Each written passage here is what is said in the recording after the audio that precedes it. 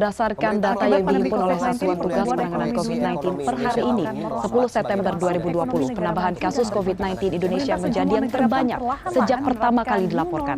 Terdapat penambahan kasus sebanyak 3.861 kasus, sehingga total kasus COVID-19 Indonesia adalah sebanyak 207.203 kasus.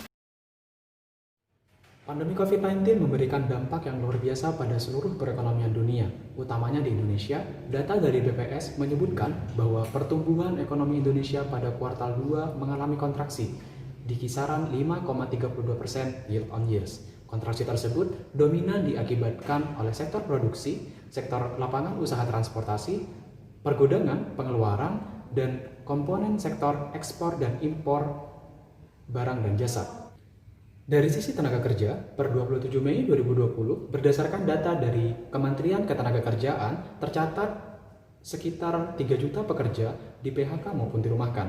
Hal ini, selain menurunkan daya beli masyarakat, tentu akan menambah angka pengangguran yang ada di Indonesia. Selanjutnya, sektor pariwisata mengalami penurunan tajam seiring dengan ditutupnya penerbangan dan tempat-tempat wisata.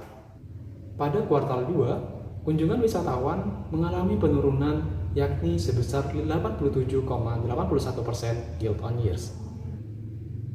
Data-data yang telah disebutkan tentu akan menurunkan kesejahteraan di kalangan masyarakat, utamanya bagi kalangan masyarakat menengah ke bawah, di mana rata-rata memiliki mata pencaharian tidak tetap atau juga rentan terhadap PHK yang dilakukan oleh pihak perusahaan swasta. Berkaitan dengan ini, kami tidak setuju dengan mosi yang menyebutkan sistem ekonomi syariah sebagai solusi untuk meningkatkan kesejahteraan masyarakat di masa pandemi. Melainkan, sistem ekonomi syariah sebagai salah satu solusi untuk meningkatkan kesejahteraan masyarakat di masa pandemi seperti saat ini. Fokus pada sistem ekonomi syariah sebagai salah satu solusi untuk meningkatkan kesejahteraan masyarakat. Perlu diketahui, sistem ekonomi syariah merupakan sistem ekonomi yang berlandaskan Al-Quran dan Hadis, di mana di dalamnya menekankan beberapa nilai, meliputi 1. Kepemilikan yang terdapat dalam Quran Surat Yunus ayat 55 dan 66, serta Quran Surat Ibrahim ayat 2. Kedua, berusaha berkeadilan, di mana terdapat dalam Quran Surat Al-Jumu'ah ayat 10, Al-Isra ayat 12 dan An-Nahl ayat 14. Selanjutnya, kerjasama dalam kebaikan, di mana terdapat dalam Quran Surat Al-Maidah ayat 2. Dan terakhir, pertumbuhan yang seimbang, di mana terdapat dalam Quran Surat Al-Anbiya ayat 107, Quran Surat Al-Ankabut ayat 51, dan Quran Surat Al-Baqarah ayat 11 dan 12. Di mana dalam pengembangannya dijalankan dalam 5 instrumen, yang meliputi 1. Zakat, 2. Dilarangnya maisir, 3. Dilarangnya riba, 4. Iswaf atau infak sedekah dan wakaf, dan 5. Muamalah. Di sini saya sebagai pembicara kedua akan melanjutkan opini dari pembicara ke-1. Nilai-nilai ekonomi syariah yang sudah dijelaskan sebelumnya didasari atau berfondasi pada akidah, akhlak, dan ajaran agama Islam, yaitu Al-Quran dan Al-Hadis, di mana hal tersebut dapat diformulasikan menjadi 6 dasar prinsip ekonomi syariah atau keuangan syariah beserta 5 perangkat instrumennya, di mana perangkat instrumen tersebut mencerminkan penerapan dari prinsip dasar ekonomi syariah.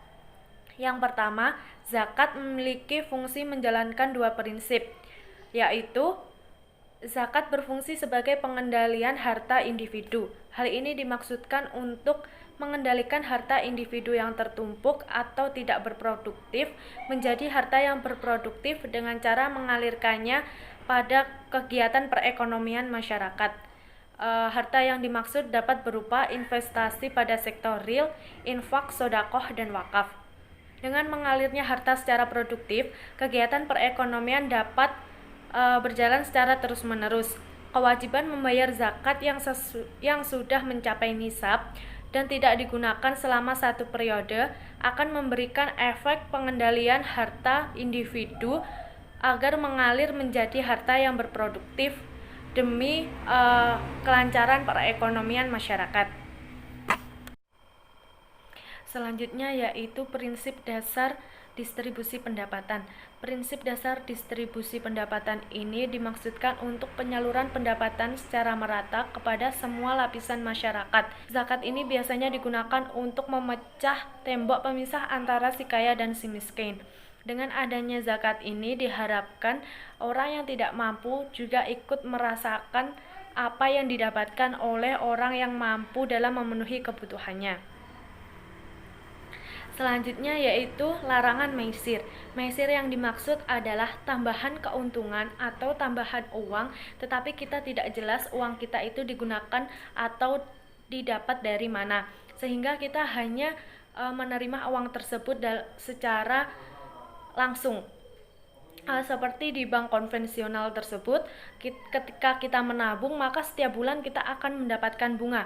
Nah, kita kan tidak tahu uang yang kita tabung tersebut digunakan untuk apa, di dalam bank itu digunakan untuk apa. Nah, makanya bunga itu di dalam Islam disebut dengan riba, dan riba sangat dilarang oleh Islam karena hal tersebut sangat merugikan untuk orang lain. Nah, begitu pentingnya masyarakat Indonesia harus menjauhi yang namanya maisir. Karena jika kita menjauhi maisir, maka kita akan mencapai sebuah tujuan dari ekonomi syariah, yaitu maslahah dunia dan akhirat. Larangan riba menjalankan prinsip dasar bertransaksi produktif dan berbagi hasil.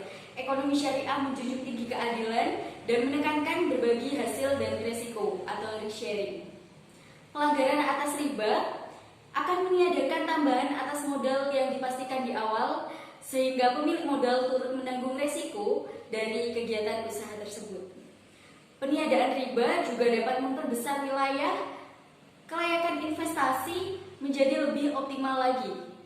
Riba membuat aliran uang terhambat, jenis usaha yang memiliki keuntungan di bawah nilai suku bunga riba akan sulit berkembang dan membatasi lapangan kerja. Bersamaan dengan pelanggaran riba, Islam mendorong optimalisasi bisnis atau jual beli dan menerapkan prinsip berbagi resiko.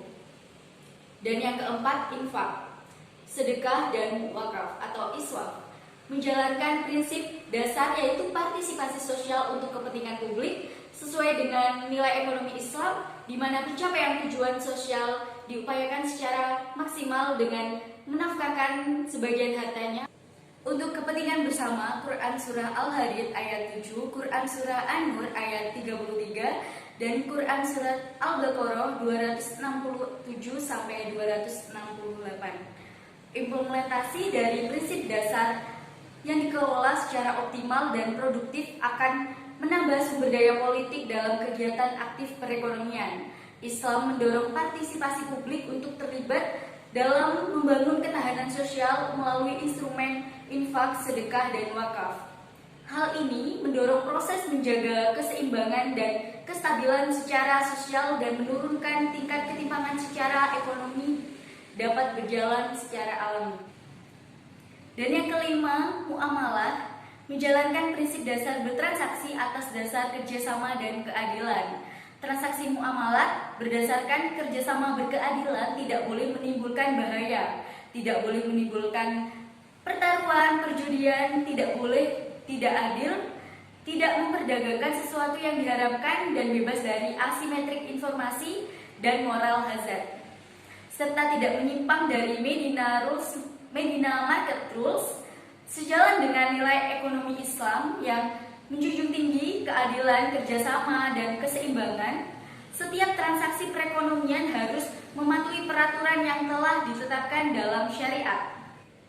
Aturan yang lebih khusus dalam mengatur transaksi di perdagangan telah ditetapkan langsung oleh Rasulullah pada saat beliau mengatur perdagangan yang berlangsung di pasar Madinah, yang esensinya masih terus berlaku dan dapat diterapkan sampai saat ini.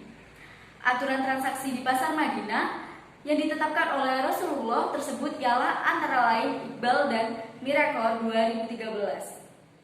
Yang pertama adalah pasar merupakan tempat pertukaran infrastruktur pasar dan sarana pertukaran yang lengkap dengan informasi terkait kuantitas, kualitas, dan harga yang diberikan secara transparan, menghindari ketidakjelasan atau ambigu, minimasi asimetrik atau asymmetric information.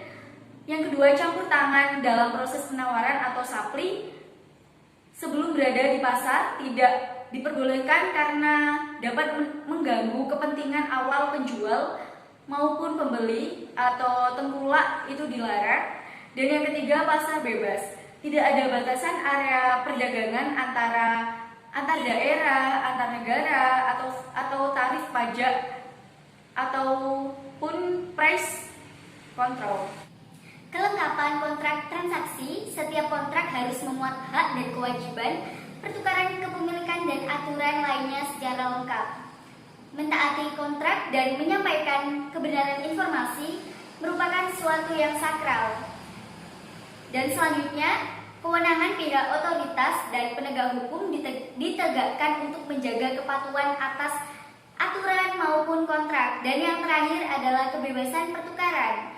Kebebasan agen ekonomi untuk memilih tujuan dan rekan dagang sesuai prinsip syariah, tidak ada paksaan dalam transaksi.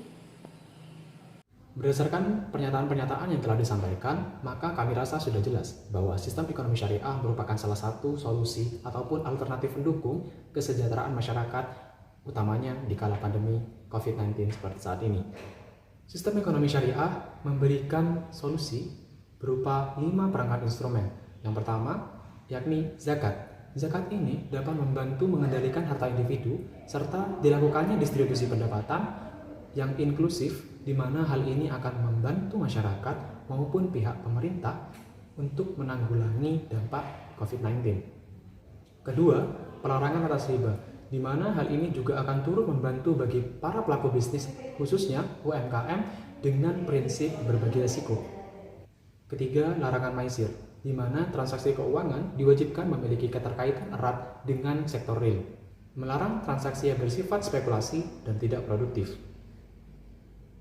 Keempat, iswaf, di mana Islam mendorong partisipasi publik untuk terlibat dalam membangun ketahanan sosial melalui instrumen infak, sedekah, dan wakaf. Dan yang terakhir, aturan transaksi muamalah.